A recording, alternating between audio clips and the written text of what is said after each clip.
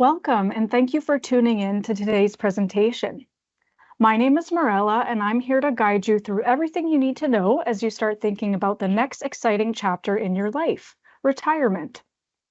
If you're along for the ride today, you're likely a SHEPP member and you may be close to retiring, or at the very least, starting to think about retirement. Today's presentation is meant to provide you with a high-level overview of some important information you'll need to consider as you start thinking about retirement. There are lots of details to get into here today, but we'll try to keep it fairly high level so you leave with a sense of confidence on what you need to know to get started. And at the very least, you're welcome to come back to this recording to help refresh your memory. If you'd like to attend one of our live webinars, see the Retirement Ahead webinars post on the shepp.ca homepage for registration and a listing of upcoming webinar dates.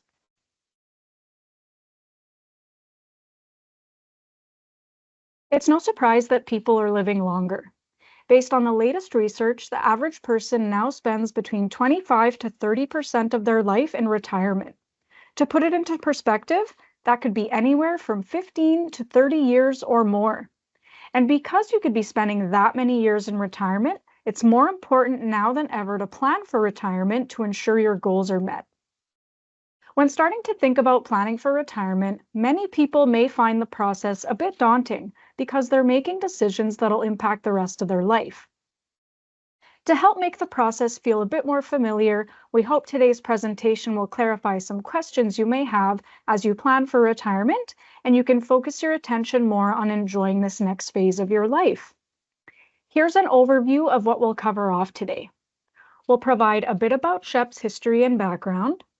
We'll talk about the 4 important retirement milestones. These are key dates in your career where you can retire. We'll touch on some important life events and how these events may impact your pension. We'll walk through the 3 steps on how to get started when you're ready to retire. And lastly, we'll show you where you can find additional resources to help guide you through this journey. And with that, let's start with a brief introduction to SHEPP and your pension. So, who is SHEPP? SHEPP stands for the Saskatchewan Healthcare Employees Pension Plan, and we're the organization that administers the pension plan for the healthcare industry in the province. As a member of SHEPP, you might be surprised to learn that 1 of every 15 people employed in the province is a member of SHEPP. That's pretty incredible and a stat we're very proud of. With over 60,000 members throughout the province, our impact is far-reaching, and as a SHEPP member, you're in good company. The plan has been around since 1962, and it's been officially known as SHEPP since 2002, when we became jointly trusteed. We're governed by a board of trustees, which has an equal number of employee and employer representatives. Our 4 employer trustees are appointed by 3S Health, and we have 4 employee union trustees, and they represent the following unions: CUPE, Health Sciences, SUN, and SEIU West. You might be wondering, how does my pension work? What type of pension plan is SHEPP? And what happens with the money that both me and my employer contribute? Well, SHEPP is a defined benefit pension plan. This means at retirement, you receive a pension benefit for your lifetime. How it works is both member and employer contributions are pooled, and the fund is invested for the benefit of all plan members. Pension benefits are then paid to plan members from the fund. Your specific monthly lifetime pension will be determined by a formula, which we'll touch on later in the presentation. As a pension plan, we have an important responsibility to perform a key balancing act, and this is that our assets, or the total value of the fund, must cover our total liabilities, or the benefits promised to plan members. The fund can be impacted by a number of factors, including investment gains and losses, salaries, retirement age, and longevity or mortality rates, because if people are living longer, they're drawing a pension longer. As such, our investments team has an important role to play. Our investment strategy is aimed at providing long-term plan sustainability, and as such, approximately 75% of benefits are funded by investment income over the long term. To put it more simply, let's think of the fund as a pie. Your contributions, both employee and employer, go into making this big pie. And when it's your turn to retire, you get a piece of that pie. So this analogy helps show what we mean by the funds are pooled and you receive a portion of those funds. As you start thinking about retirement, it's important to remember your SHEPP pension is just one piece of your total retirement income.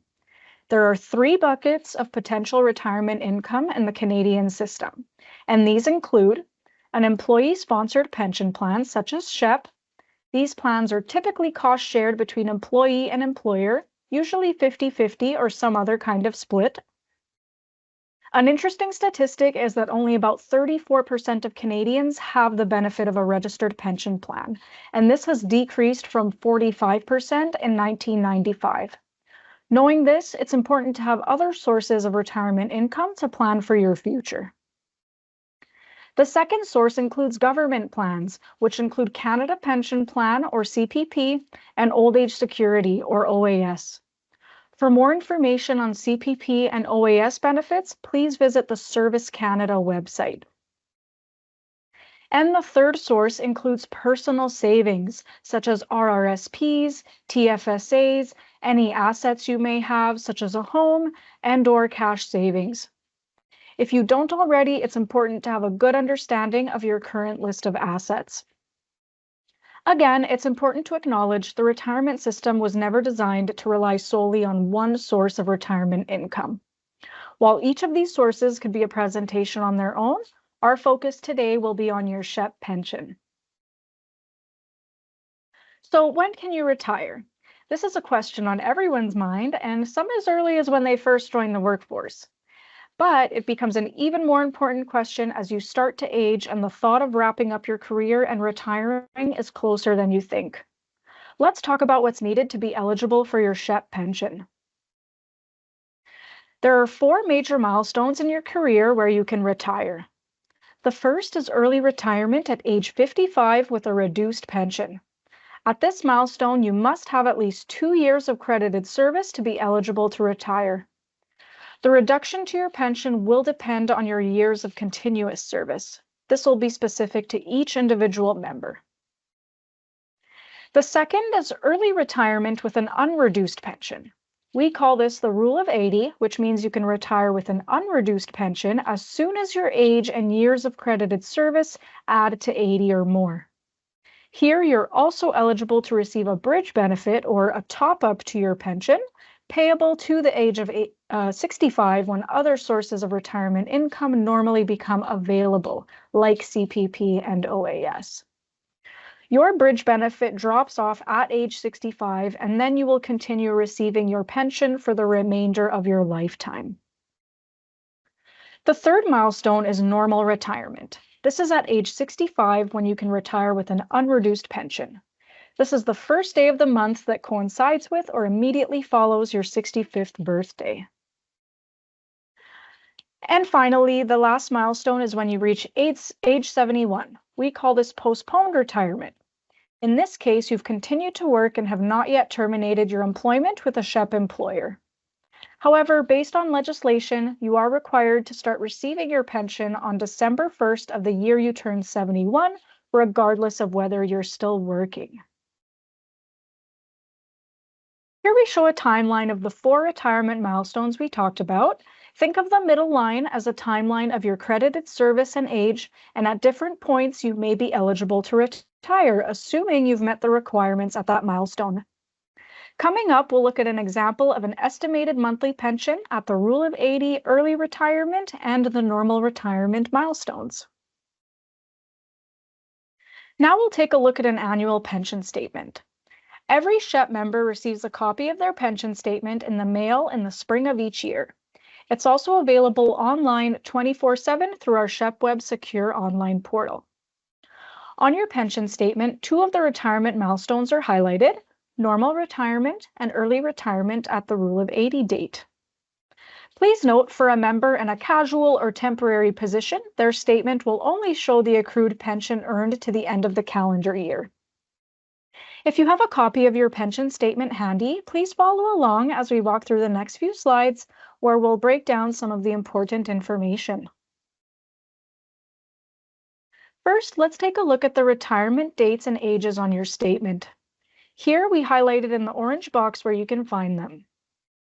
The first milestone is this member's date and age when they're eligible for normal retirement, which is at age 65. In this case, the member, Jane Smith, will have an eligibility date of June 1st, 2029 for normal retirement. The second milestone is the member's early retirement date at Rule of 80. This is when your age plus years of credited service equal 80. So in Jane's case, she's eligible for early retirement on April 1st, 2026. An important note here is that your monthly pension estimate assumes you'll continue to earn service each month until the retirement date shown. So if you have a break in service or some other change affecting your credited service, these dates and numbers could change. The next part of your statement is focused on how your pension is calculated.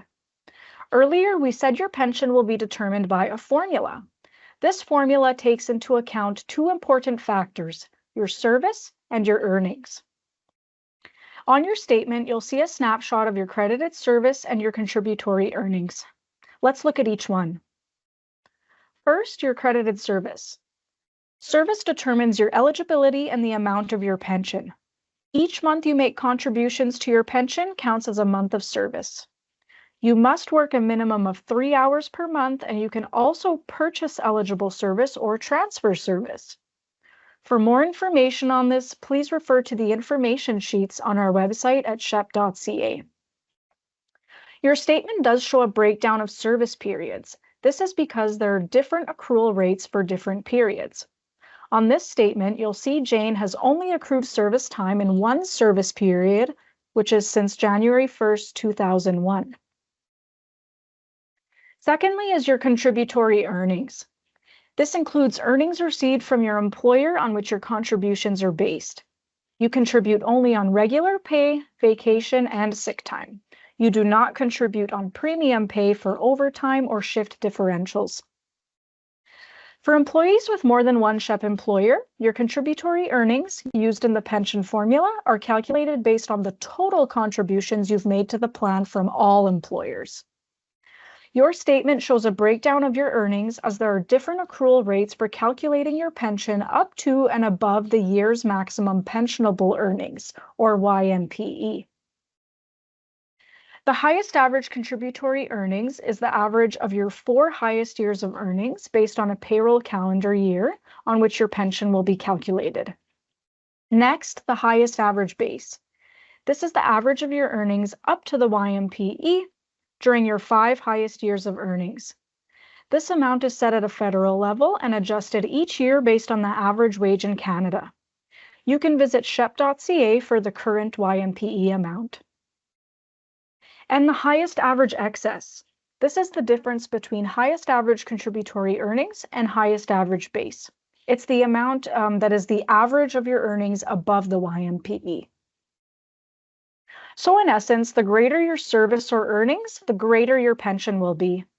Also remember that accrual rates differ by service period and whether your average contributory earnings are above or below the YMPE. This also ties nicely into a question we get, usually along the lines of, once I qualify for an unreduced pension, what benefit is there to working longer? Well, in general, the more you work, the greater your pension will be in retirement. There are 3 main ways to look at the added benefit. First, you may run a pension calculation through your SHEPP web account that we'll walk through later in the presentation, where you can compare multiple retirement dates. Second, if you keep your annual statements, you can compare the accrued pension across the years to get a sense of how much your pension grows year over year, while keeping in mind that your pension formula uses your highest 4 years and number of years of service in the plan. And thirdly, contact our member experience team, and we can send out estimates to compare retirement dates if you're less comfortable with using the online calculator. Estimates can be requested and will be provided if your requested dates are within 3 years and you're eligible to retire in the next 3 years. Based on the retirement milestone dates we talked about, and now that we know how your pension is calculated, we can see on the statement an estimate of what Jane's pension would be at each of the 2 milestones. The amounts in the orange box show on line 1 the pension amount if you retire at age 65, normal retirement, which is $1,725 per month. And on line 2, the pension amount at age 65 if Jane chose early retirement at the Rule of 80 date, $1,469 per month. Your pension at the Rule of 80 is lower because the earlier you retire, the less service you have. And please note, if you're single, the statement will quote the single life 5-year option, and if you have a spouse, it'll quote your joint life 60% option. We'll get into those options a bit later in the presentation, so you'll have an understanding of what those mean. The last amount we'll look at on Jane's statement is the bridge benefit. So what is the bridge benefit? Well, it's a temporary monthly payment to supplement your basic pension until age 65, when other sources of retirement income usually become available, like CPP and OAS. Once you reach age 65, the bridge benefit drops off and you continue receiving your basic pension. The purpose of the bridge benefit is for members to maximize their post-age 65 retirement income. In this example, Jane's monthly pension, including the bridge benefit, would be $1,956 per month. At age 65, the bridge benefit drops off and Jane will receive her basic lifetime pension in the amount of $1,469 per month. You might be wondering what happens to your bridge benefit if you take your CPP before age 65. Well, CPP will actually have no impact on your bridge benefit.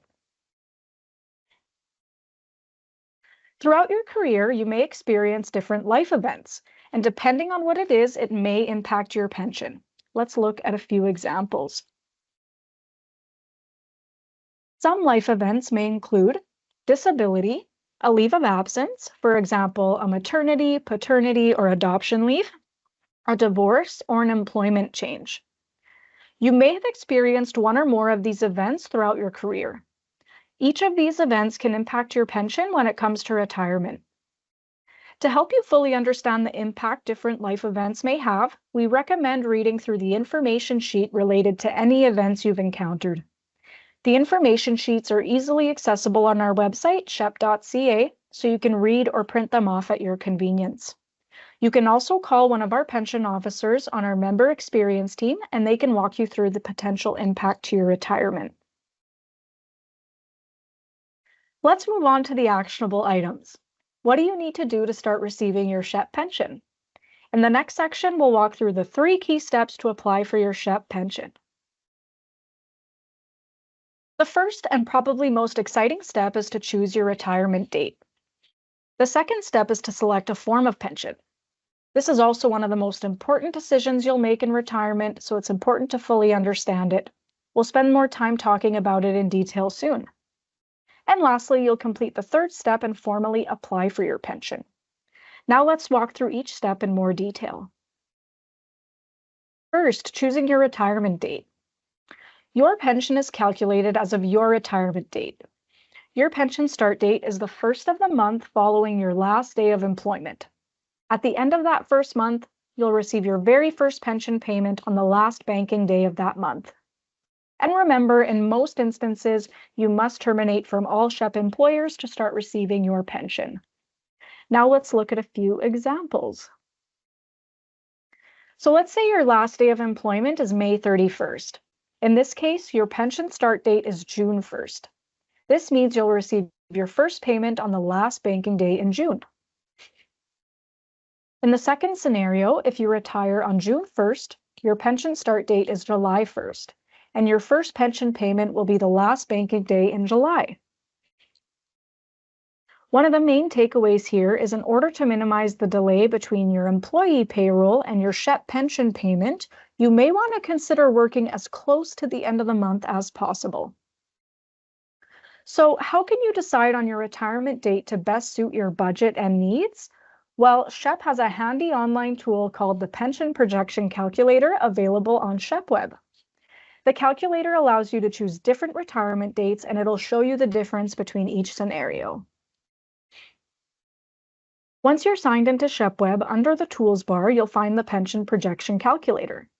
As a reminder, you can sign into SHEPP by going to shepp.ca and clicking on Sign into SHEPP. Use your sign-in credentials and then access the calculator from the navigation.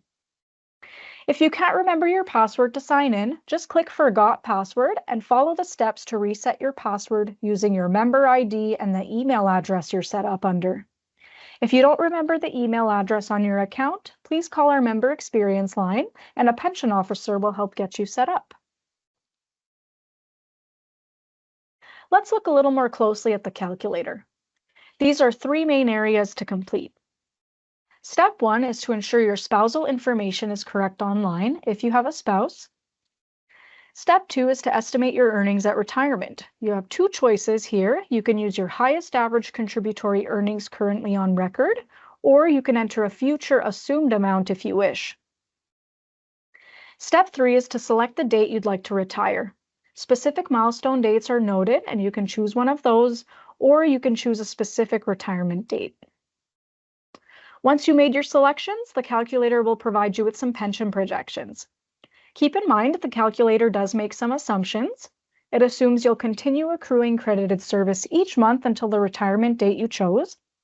In addition, your pension projections are just that, they're yours. So they're based on your information and they'll look different for each plan member based on their years of service and earnings.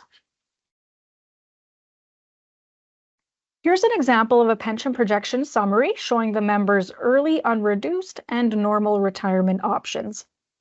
In the bar graph, looking at the early unreduced option, we see the monthly pension in green, $1,473, which is payable for the member's lifetime, plus a temporary bridge benefit in blue, $507, which is payable monthly until age 65. Looking at the normal retirement option, we see the monthly pension in green, $1,725, which is payable for the member's lifetime. I encourage you to sign into SHEPP and play around with the calculator to give you an idea of what your potential retirement income would be. We talked about the first step, choosing your retirement date, and we showed you the pension projection calculator. Now let's move to the second step, selecting a form of pension.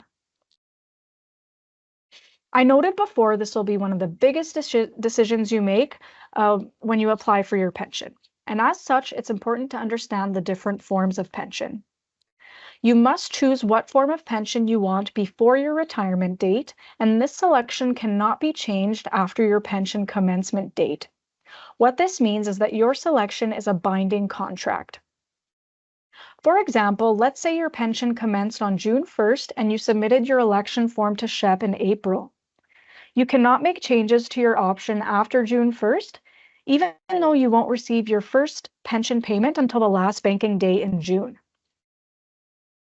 There are two types or forms of pension that you'll choose from, and which type is available to you will depend on whether or not you have a spouse at time of retirement. These two types include single life and joint life. We'll talk about these options more next. The first form of pension is the single life option. If you're single at the time you retire, meaning you are not married and/or living common law, you can select the single life option.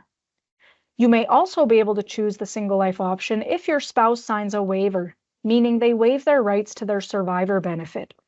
This is a legal document and must be on your file with SHEPP to have this option available. You can call into our member experience line for more information on it. Once you know the single life option applies to you, you must now choose a guarantee period. There are 3 guarantee periods to choose from: 5 years, 10 years, or 15 years. You're probably wondering, what's a guarantee period? This is important to know, so we'll spend some time walking through it.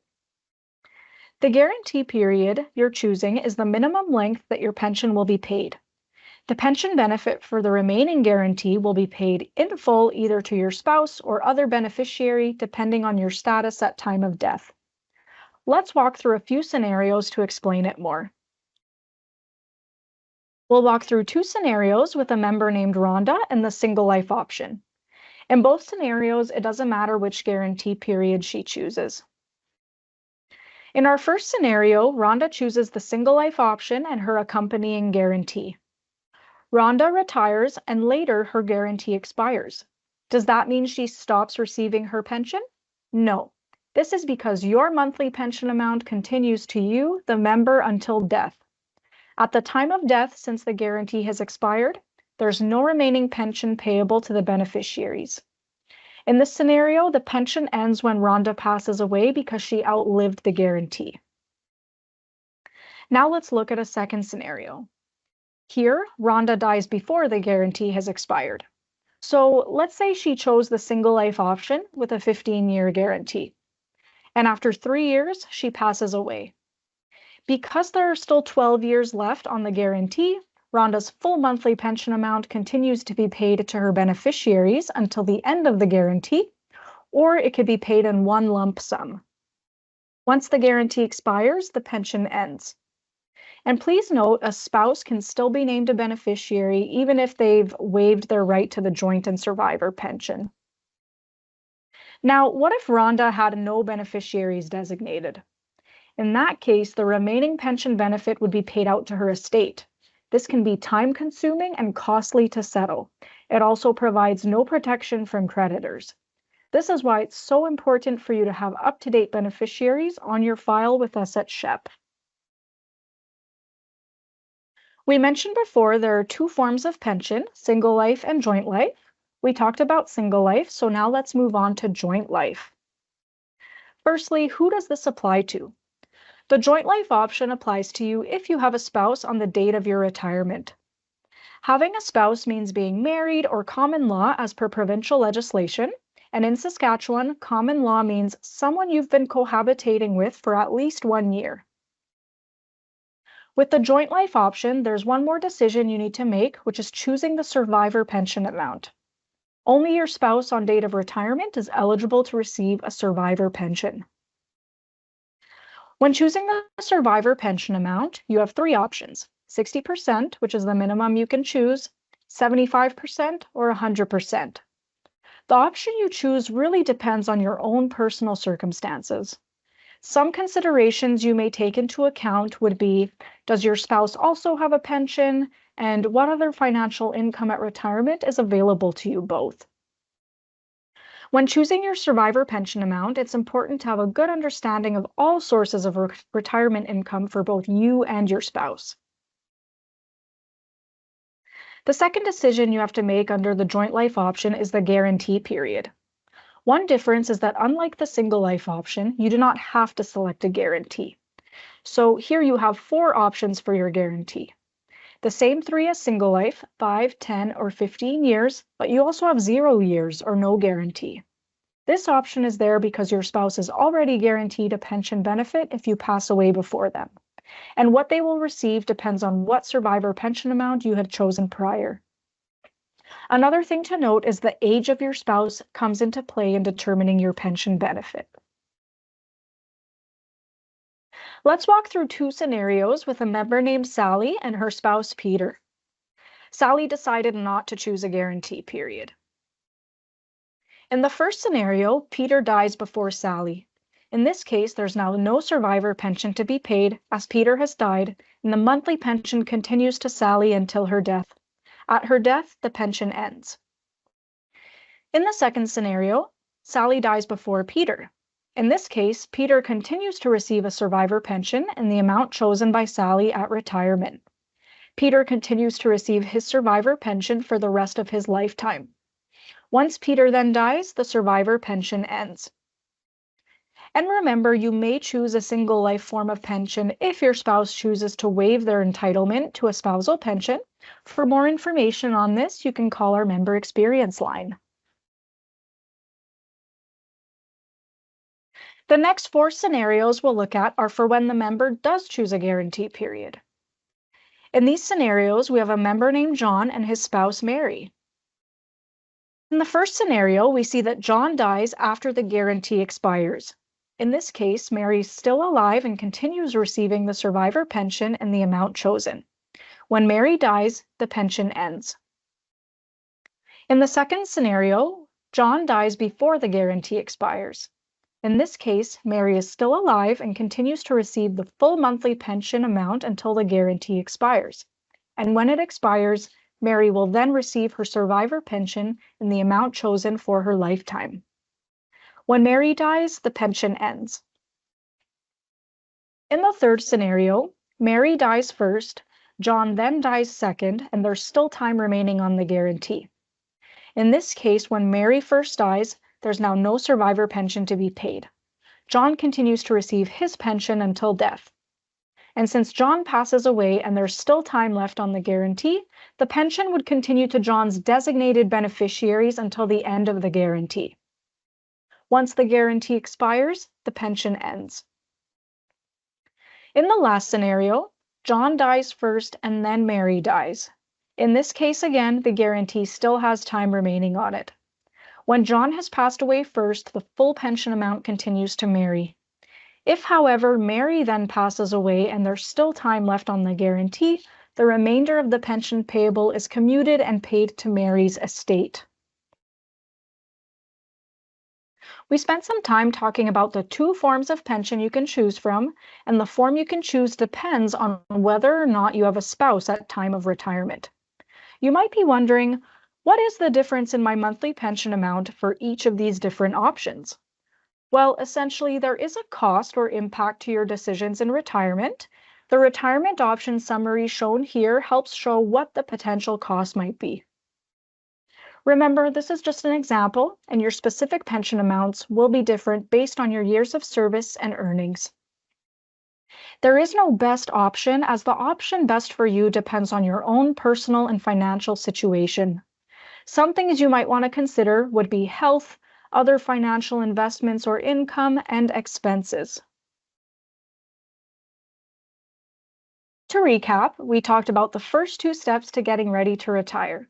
We've chosen our retirement date, and now we've selected a form of pension.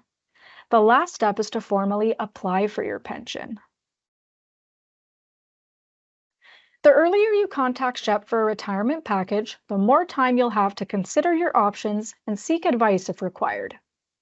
When you're ready to apply for your pension, you should contact SHEPP for your retirement package. It's important to do this at least 3 to 6 months before retiring, so again, you'll have more time to consider your options and make those important decisions we talked about. Keep in mind these are general timelines. We understand there are situations that may not allow this timeline to happen, so please try to give SHEPP as much notice as possible. If your notice is shorter than the suggested 3 to 6 month window, it can result in a delay to your first pension payment. We will pay the first payment as soon as possible and then get you on a regular monthly schedule after that. You may want to consider emailing your documents to expedite the time it takes for SHEPP to receive them as compared to regular mail. Once you receive your retirement package, you'll need to complete all the forms and submit them to SHEPP. We recommend submitting your documents 4 to 6 weeks before your first payment date. This allows for processing everything and also to ensure you receive your first official pension payment on time as you expected. For example, if your retirement date is January 1st, submit by January 1st at the latest to avoid a delay in receiving your first pension payment at the end of the month. Even though you submitted your forms to SHEPP, there's still a few other important steps for you to complete. You are responsible for giving your retirement notice to your employer, as SHEPP will not do that on your behalf. Please check with your employer for how much notice they need for a retirement. And lastly, be sure to contact Service Canada to apply for your CPP and OAS. And after this, you've officially completed all 3 steps. Congratulations! SHEPP offers lots of valuable resources to help members prepare for retirement. We'll look at some of the key resources in this next section.